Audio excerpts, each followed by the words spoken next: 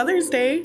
I'm so excited. Happy Mother's Day to you. Thank you. So we have Sister Bradford, Savannah, and host and co-host Faith. And today we get to talk about being a mom and the struggles and the joys and everything that it comes along with. So I think the first kind of thing we want to bring up is being a mom, the challenges, the joys that it all comes together. What's the key to success? Oh, I'll let you take that one. Probably the key to success is, for one, having a prayer life. Obviously, that's going to help with any situation, but being a mom and learning to juggle, first of all, you're a wife and then now a mom.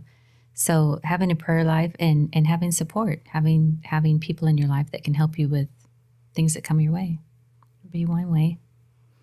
Yeah, I think just you learn the role model of being a wife, and then when you have children, you learn the role model of being a mother, and just balancing it. And it's just a new chapter in life. It is. It's like, Amelia's only 3, or almost 3, but I think in the past 2 years, it has been a wild roller coaster of trying to figure stuff out.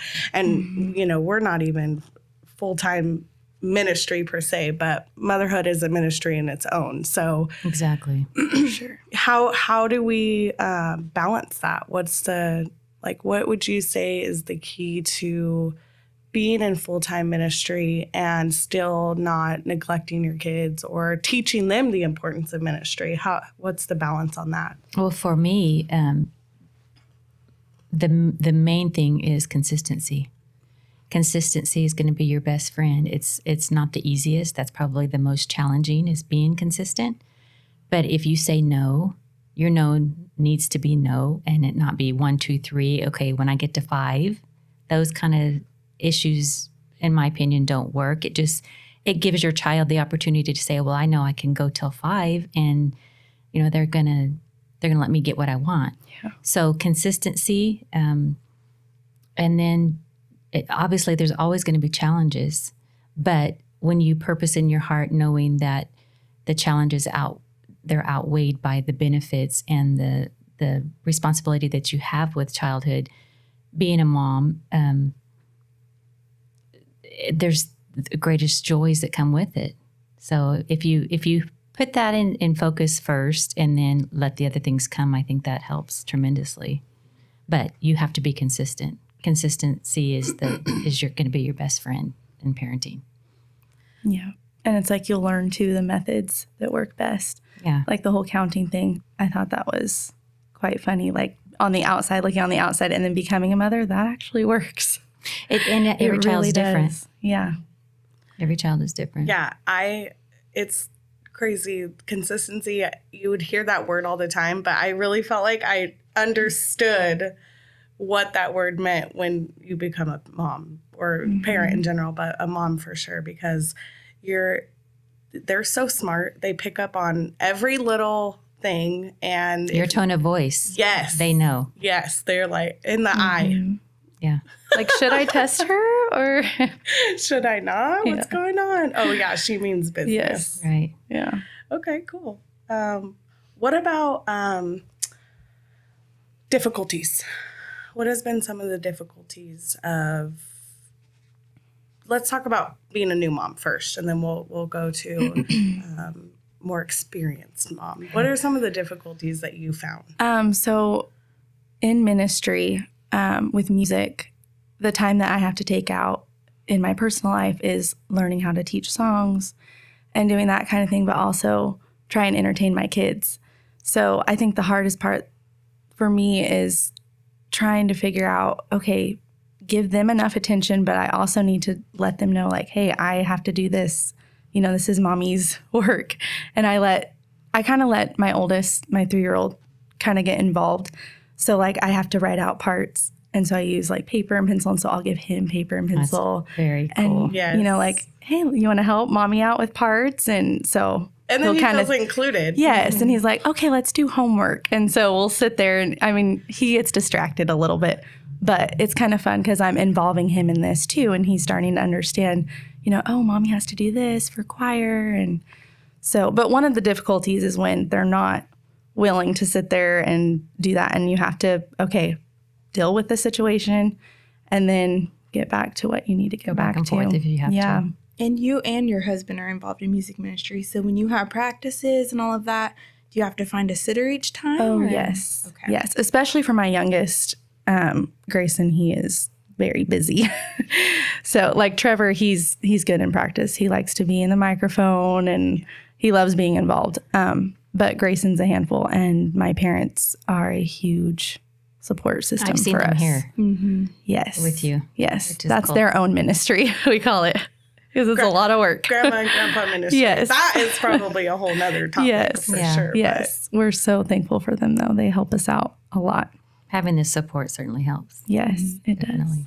Yeah. And people that don't have support, because, you know, sometimes we have, well, oftentimes single moms, yeah. Right. you know, what would you recommend for that? Like, how do we, I know we want to build a support system in the church, but sometimes that's really hard. So It is. You know, recently we've taken on it's called Adopt a Family, and that has helped because just like this last weekend when Latasha got baptized, there's several that are helping with her, and then her kids are a part of her. So I was texting, are you going to be able to help? And while she gets baptized, you can be able to keep her children, because of course she's a single mom. Mm-hmm. And of course they were right on it and said, you know, I'll look into it, see what we can do. Because obviously they couldn't be in the baptistry area. But so, yeah, we need to be more mindful of things like that. And we're trying to do better. We're trying to work on that because it is hard with single moms. And we have multiple single moms and they need that support. They need they need to know that they can come to somebody that needs or that is willing to help, that will be there for them. Absolutely. I think we have done a lot better at that. I'm excited about that. We have the rate that we are growing, especially with families, is exciting. It's a revival. Yes. It is. So what about for an experienced mama? Because your kids are grown. Well, Paisley's still, but grown, She's right? still at home, but she's an adult. She's adulting now. My beautiful baby girl. Is it, I know it's exciting, but I'm going to ask it anyways. Is it so exciting to see them as your grown babies, like just actively in ministry? Absolutely. I mean, that's what you raise them for. That's the whole goal. When they're 18, it seems hard because, you know, Paisley is 18. It's like, oh, she should be spreading her wings or, you know, out on her own. No, they can live with me till they're 45. As you know, not really. Preferably. You know what I'm saying? She always did say that, Mom, I'm never getting married and I'm going to live with you till, I'm not going to get married till I'm 30 and I'm going to live with you when I do get married. That was, you know, when she was 5, she told me that. So, you know, I've held her feet to the fire. Yes. But of course, that won't happen. But the stages in life that they are in now, it's rewarding. You know, obviously I could get very emotional because that's the goal. That's what we're here to do, is to raise them to be Christians, to raise them to be, you know, what God wants them to be. And then to see them fulfilling their own ministry is very rewarding. Doesn't mean that there wasn't challenges in the beginning because, you know, they're kids. They were very active kids. I can remember when they were little, they both were extremely active. I know that, you know, some people said, how can you sit there in a church service and you don't even look like that you're, you know, having to deal with your children? Well, what they don't know is I was taking care of business with, you know, sitting in the pew, pinching their leg or, or, you know, getting their attention without being disruptive. Disruptive. Let's get that word right. But I didn't take my kids in and out. They knew if I had to walk outside of the church sanctuary that they were going to be in trouble. So it was something that they just knew. And that was amazing. Part of the inconsistency part. If I had to walk out, it wasn't just go get a drink and come back in and say, hey, you know, yada, yada, yada. It was they were in trouble. Because if you don't start that at a very young age, you guys probably see it, teenagers walking in and out of church. It's very distracting. If you have new converts, you don't want that. And so as babies, as young children, you have to develop that. And so as they get older, Peyton was 5 years old and was sitting on the front row. I was behind him on the fourth, but I could trust him at that age to be up there because he learned it in the pew at a very young age. Now, Paisley was a little different story. She was more active, and so she had to wait a little longer. But I mean, to look at her now and to see what God is doing in both of their lives, it's very rewarding, and I'm very thankful. Oh, yes. Oh, my word. That getting up, in and out, consistent. The embarrassment. Yes. Oh, or, on Sunday, Amelia threw a toy like 5 pews ahead. And I just said, it's gone. It's gone forever. Mm-hmm. And we sit on the same pew. And so anytime somebody sits in front of us, I just apologize, or behind, because it's just bound to happen. We're going to be in and out all service. And sometimes it feels like you're not even in the service because you're in the lobby. There are services like that. And you just have to pray, you know what, God, I'm here. And so God gives you credit for that, because that's where it starts. They have to know the importance of being in service. They have to know that this is how we are going to be, this is how our life is. Mm-hmm. And church has to be a priority. That's how they learn. And so if you're not there, and even though you feel like I haven't gotten anything out of this service, I should have just stayed home, don't have that mindset. Don't have that thinking process or thought process, because you needed to be there. They have to learn at some point, and it goes back to consistency. If you are consistent in that and showing them this is our life, this is what we do, they're gonna be great individuals, and they're gonna have their own ministries in life. And I mean, she's there right now with her babies. Mm-hmm. So it's something that you just put in your heart, and even though it's a hard time and it's a struggle, even sometimes just getting to church, getting ready for church, it's going to be rewarding. That's good. So, just get there. Yeah. And that's actually great. Too. Yeah, go ahead. Sorry. It's funny too, because when you are out in the lobby, there's a lot of other moms, because our church is like baby booming. Yes. Oh, yeah. Like there's a big old group of us. So we're not alone. They're like outnumbering us at this point. So it is, you're not alone, and going out there and just, it's encouraging, like being able to relate with other moms too. Like, because you do feel that way sometimes. Oh, yeah. Like, why am I here? Yes. But that's great. I'm glad that you said that, because that is a very common thing. And I don't know if very many moms like to talk about that, because you almost feel like, am I backsliding? Because I feel like I'm not getting anything. But I'm glad that you said that. It's the thought that counts, and God knows our hearts. Absolutely. Yes. Like, we've all been there, at least. Or maybe we're there now. I don't know. We're all riding the struggle bus together at this point. Yeah. But it's just a phase. That's what I hear, at least. I know. It is. And it does pass. And every phase of being a mom is very rewarding. You look back and you think, man, it's, I'm already past it. But I love the baby stage. I love holding the babies. That was that. I love that part of it. However, each phase is a joy, and now traveling with them as adults is a joy. So every phase of life of being a mom, parenting, it's in God's plan, and it's very rewarding. Do you catch yourself speaking to your children now that they're grown and seeing some of your personality traits and your husband's come out of them, and it just like brings so much joy to you knowing like, I did that. Yeah. I did that. It is. And just knowing that, God helped us do all of that as a family. It's interesting because you see their personalities. You mentioned that. And Paisley is more like her dad. She's, more vocal. She's more outgoing. And then Peyton is more like me, just not real talkative and not, it's funny how you see their personalities come out. That's really neat. Yeah. It's fun. And of course we have London now, who's a joy to be with. So talking about personal disciplines, I think we're going to go right into that. How do both of you, let's start with Savannah, how do you practice those personal disciplines, devotion, like reading, just all that comes into building up who you are and your relationship with Christ. Like, how do you do that as a full-time mom? This is a big question. I'm sorry. I think it's just you have to make that sacrifice and set time away from the kids, whether that's early in the morning. I'm not very much an early bird, so it's not, in the morning for me. But I have a schedule for them when they take naps together. That is my time. Oh, good. That's my time to pray. That's my time to, go over things I need to go over for, music. That's the time that I take for myself in that area. So nap time. Nap time. Good. Yeah.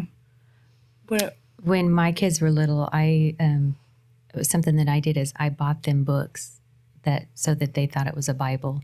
It was a children's Bible is what it was, and I just tried to teach them, it's something they have to get for themselves, obviously, but if you start that even at a young age, it does help to where now, I've walked in Paisley's room and I've seen her reading her Bible. And so it's something that you cultivate, that's something that is taught. It's not, sometimes it's caught, but it's usually something that you teach. It's not, is the Bible, even though it's very intriguing, there's at young ages, it can be somewhat boring. So you have to integrate things to make it fun. And it was the children's Bibles that helped with that. And then of course, prayer time, I have a little sitting area in my it was more of like a den, great room that has my Bibles on. They know that's my spot. They may not see me because, obviously it's a lot of times it's when they are sleeping or we're sleeping. But that was my area. And, that it's cultivating it so that they can see that this is your devotional time. And then you just teach them that they need devotional time as well. I think as a full-time mom, I've kind of struggled, or not full-time working mom. Right. I've kind of struggled a little bit in that department, trying to, whether it's early morning or on a lunch break or late in the evening after, Amelia goes to sleep. So I've really consciously been working, like I have to carve out. And I give myself a little bit of grace, because even if it's only 15 minutes, I'm still showing up mentally. Right. Mm-hmm. And I think, moms need to hear that. Like, you can't beat yourself up if you skip a day or miss a day. Yes. It's going to happen. Yeah. And there may be 2 or 3 days that go by and it doesn't happen, but you can't say, well, I'm this horrible mom, or I'm not the Christian I should be because I didn't pray 4 hours today. I don't think that's what God expects of us. He wants us to have a devotional time. He wants us to have a prayer life, but he also knows that we're moms and we're human and we make mistakes. We're not perfect, but we're striving to be perfect. And I think that's in God's plan. Absolutely. I think that brings mom guilt to the table. Like, we hear that term a lot, but that's rough. Mom guilt is rough. So how do we cope with that? You make it a priority and you try. You do your best, and then don't beat yourself up if it doesn't happen. It's called this big old word, LIFE, and it just things come in the way. But if you're striving and you're working at it and you're making it a priority, you'll get into a routine, and then that's what's fulfilling, is when you finally say, hey, you know what, I've knocked this out. I can actually do this in a timely manner. And when you say having devotional time and prayer life, that doesn't mean that it's 16 hours of the day. Right. There's been times that I'm driving down the road and I have a prayer time in my car, or that's good. At the stage of life that I'm in right now, I have insomnia. And so I wake up early sometimes in the morning, and that's when I may not be travailing in the hallway, but I am praying. And I think God, he sees every phase that we are in life. And as long as we're putting forth the effort to have a prayer life, have devotional time, I think that's what he wants from us. And so if we're working on it, then we're doing our best. Yeah, it counts as something. Yeah. I think that, well, I know me, I've kind of always like, what I've heard, oh, I have a personal relationship with God, and I've, especially as a mom now, but I've always thought that, like, what is that?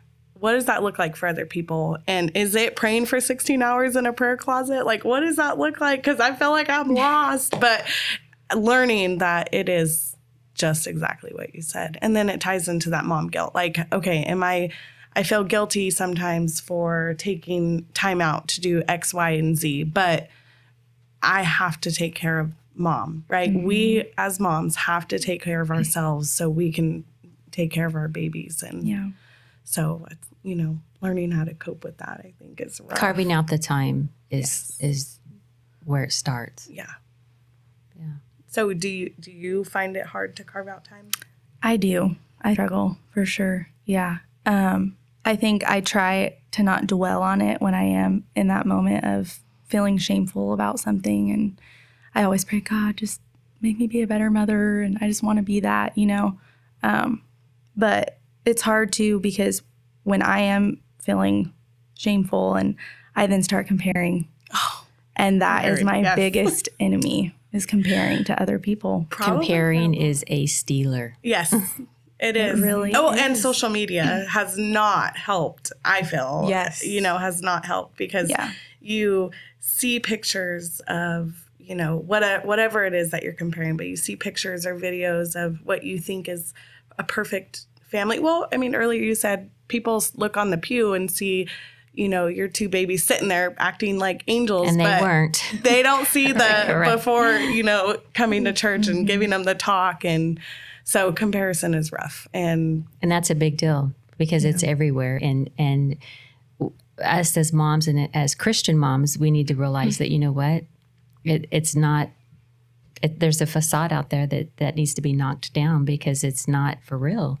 Right. Nothing's perfect. No. Is what it looks like. Social media is just everybody's front line, what they want everybody to see. But realistically, behind that, we're all struggling to get through each day, or whatever the case may be, or dealing with toddlers or a messy home, but it's not posted for everybody to see. But so the danger in comparison, major. Major. And I also think too, I would hope, and I think it already happens, but I would love to see more of moms getting together and just on a real level of, like, this is what I'm dealing with, and you're not alone. And, because sometimes you do feel alone. You're like, is my kid the only kid that's acting this way, or are they only doing this? But I think, so again, finding that support, that mom, and your sister-in-law has moms that pray together. Yes. And I feel like that has been booming and creating, I think, a big support. Yes. Yeah. I saw that she's launching, connecting. And so I think and we need that.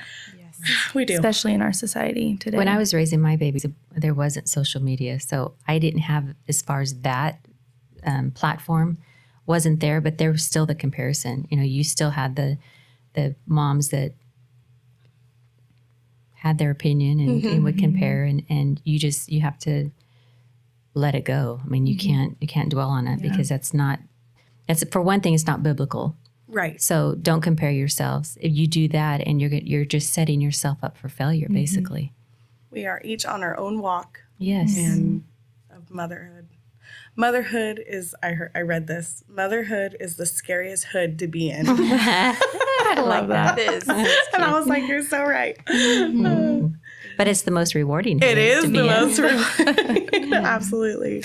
I think in another area, we need to kind of give ourselves some grace. And I'm guilty of this too, but when you see another mom struggling, or you're talking to them about an issue, or they're saying, they're anxious or depressed about something, and you're encouraging them to go out and, okay, treat yourself to a Starbucks, treat yourself to a Target run.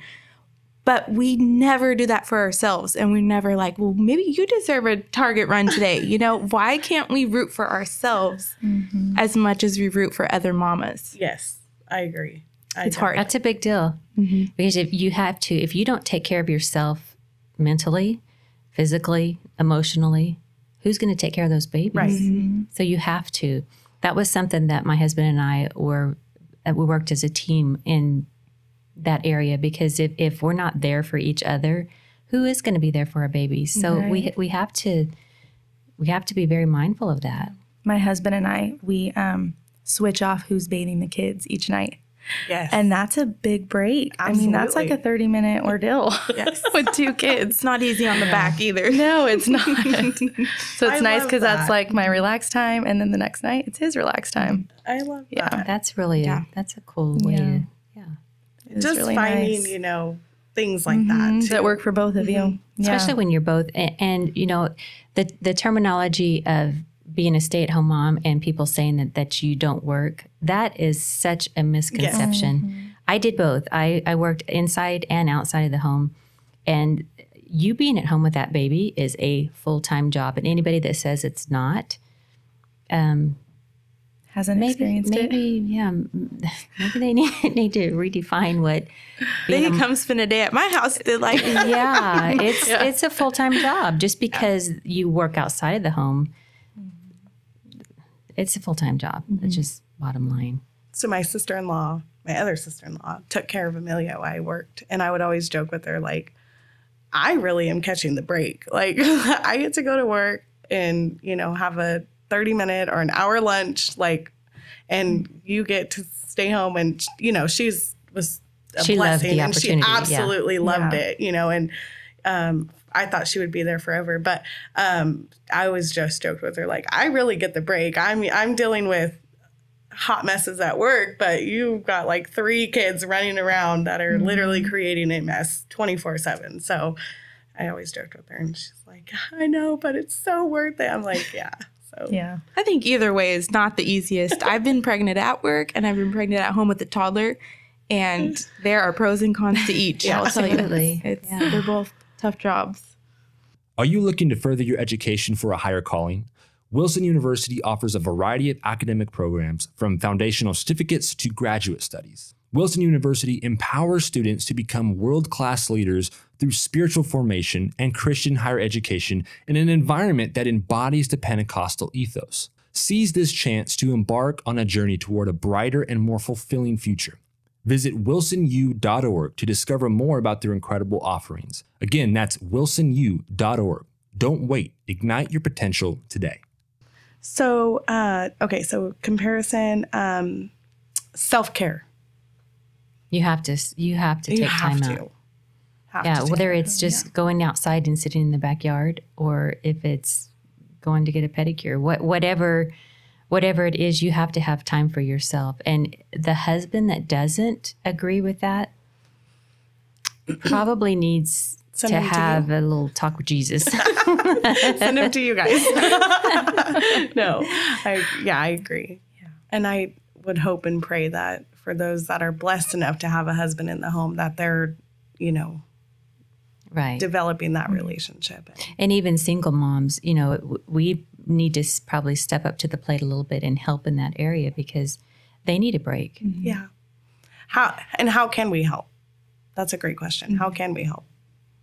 Do you want me to bring you dinner? Do you want me to take the kids for a while? Like, how can, other moms support single moms? So great. It would be nice to have a single mom group to where they could actually interact together. Absolutely. And maybe alternate, I'll take your kids for, this evening or whatever, and take turns doing that. Because for one, you have to trust who it is. You can't just, leave them with anyone, but yet having that time is very important, even though you're a single mom. Mm-hmm. So this is probably more of a rough topic, but depression, anxiety, postpartum depression. It's a real deal. It's a real deal. And I think we would be doing a disservice if we didn't touch on it. So how can we, how can we support other moms that are going through maybe anxiety right now, or whatever it is? How can we support other moms? And praying for them is vital. And I think that is important. But sometimes when you're in the thick of it, you hear, I'm praying for you, and it's kind of discouraging because. Right. Well, the first thing is it has to be identified. If if you don't let somebody know that, hey, I'm struggling with this, they don't know to help. And we've come up against that at times. Well, you know what? Nobody reached out. Well, if we don't know about it, how are we to help? And the church is like a hospital. We're here to help. We that's what we're supposed to be doing. So letting it be known, I think, would be the first step.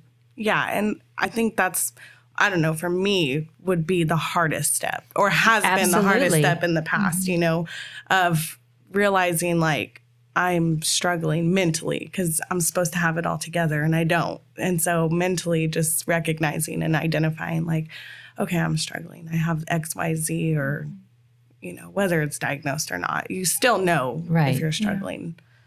Yeah. So definitely identifying, and then I guess just maybe just like taking them out away from the kids. Like, hey, do you want to go have lunch? Or, something to get them away from that. Because when you're sitting at home, you can really get into a mental... Well, it feels like all you're doing is feeding and changing diapers. Yeah. Right. And the first few weeks, draining. That's all you're doing. Yeah. Oh, yeah. Oh, yeah. Postpartum. And your body's different and the hormones are raging. Yeah. I heard postpartum depression, and I knew that it was a real thing because of the field that I'm in, but you don't really know until you kind of experience. And I still don't even know if it was like full on depression or if I was just, all I knew I was a hot mess. And I was like, what do I do? How do I cope with it? And, I had a great support system, but I just think about those that don't, and I'm like, how can we be better at that? I know. Yeah.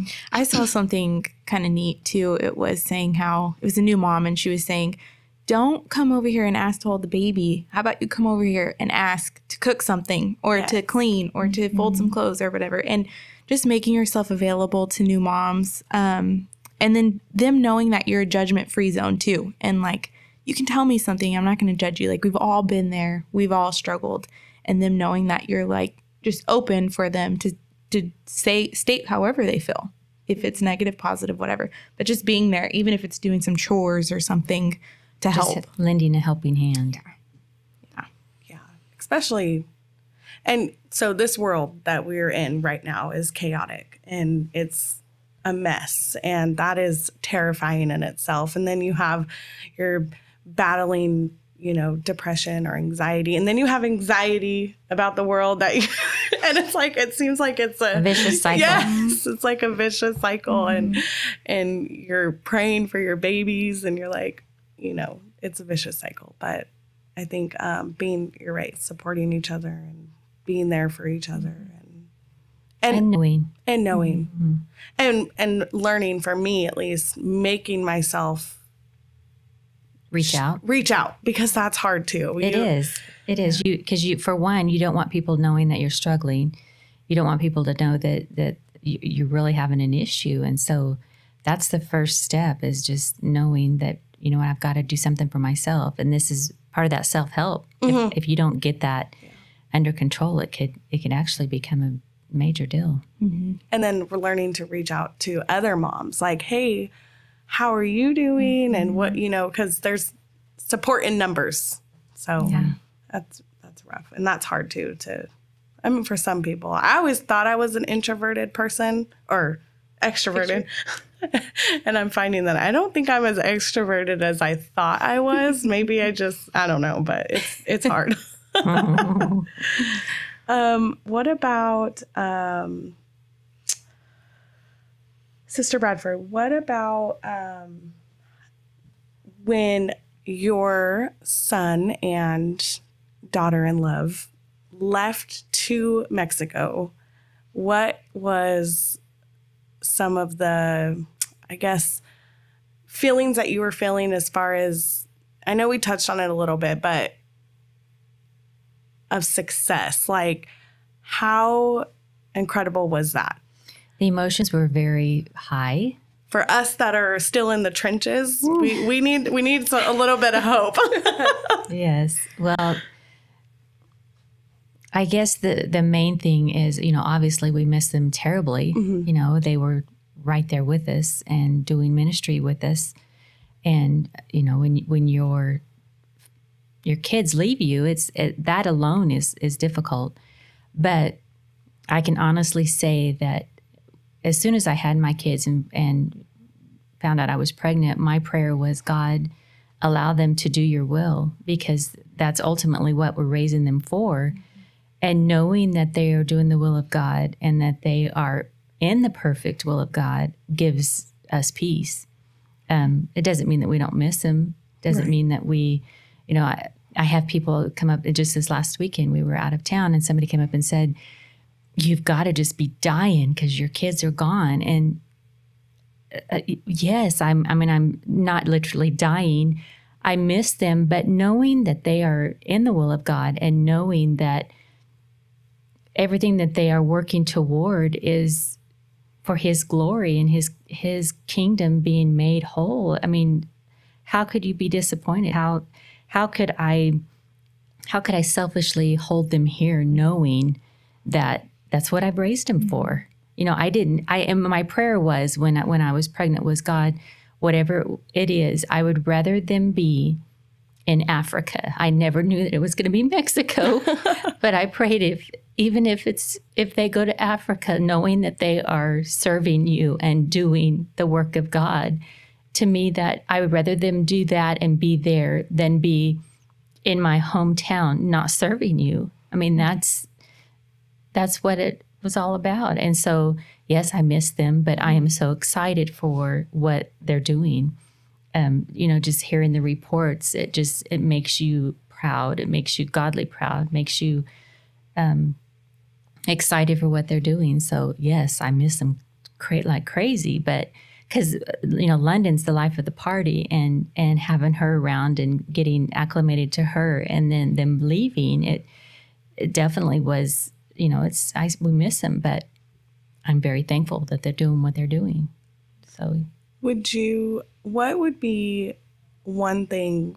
I'm sure there would be a lot of things, but if you had to pick one thing that you could tell us moms that are in the trenches, like what would be something like for hope or encouragement for us to keep going, and one day our kids are going to be grown and leaving to ministry or staying or whatever that looks like. But what would be one thing you could kind of tell us? Don't worry about the laundry being on the couch. Don't worry about the dishes being in the sink. That was something that I did. I could not go to bed knowing that there was dishes in my sink, which is not, it's not a big deal, really. However, don't make it a big deal. Yes, I want my house to be clean, yes, but spending quality time is more important than knowing that there's laundry to be folded. Take the time out to be with your babies. Take the time out to nurture them and grow with them, rather than thinking on, I've got to get this done, and this done, because it's really not that important. Oh, that's good. They will get, the clothes will be folded. It'll get done. If you have to just hurry up and have your husband help you do it, or whoever comes over, hey, help me, that it's been one of those days. It's going to be okay. Yeah. It wasn't my forte. I didn't like that, but you know what? It's okay. Don't worry about it. Thank you. What about for us that are in the trenches? What could be some encouragement that you could give us? I know you're there too, but geez. I guess just I'm gonna get a little emotional. Just not being so hard on yourself. You are an amazing mom. You're the perfect mom for your child. And just go with the flow sometimes. It's okay. Like she said, it's okay to have the messes. And it's okay to think, oh man, maybe I should have handled that situation a little differently with my kid. Or, it's okay, because you are an amazing mom. Yeah. And your kid thinks you are too. Right. You are their hero. Yes. Mm-hmm. I think I would say, like, it's okay to apologize. Yes. I think sometimes we need to be perfect, and we're not. And we are not. So even if they're a tiny baby up until, grown, it's okay to mommy overreacted, or, Right. you know, it's okay to apologize. And that's a huge learning process for them too. They're learning you, you're learning them, and you're learning together. And I think being able to admit that you were wrong to them, they can witness that and develop their own skills that way, and social skills, but also just being a kind person and realizing that, yes, we fail, but it's okay to fail, and it's okay to claim that failure and just get back up. Acknowledge where you've gone wrong. Yeah. But I love how you said just being gentle with yourself, and just because we really, every single day is a different challenge. And I think every single age, from what I know, I mean, Summer's only 2, but here I am going to do it all over again. So, but this time with a toddler. So that's something that you have to kind of adjust to, as well as when you have a child and then you're going forward and creating more children. You have to deal with that aspect too. Is like it's not just you and baby anymore. It's you, baby, and toddler. So it's just different. And Give yourself some grace. yes. And that's the hardest thing to do. Like I said, I could root for everybody else. I'm like, go, JoJo, go. But when it comes to faith, it's hard. Yeah. It's really hard. So, But, you know, practicing that. So in self-love and trying to be aware of just continuing to practice, like, am I consciously today, how have I taken care of myself? You know, how can I be better for tomorrow so I can be the best mom that I can be? Thank you guys so much for Thank you for having us on here. It's us. very much an honor. Yeah, This was fun. excited. Yeah. Good conversation.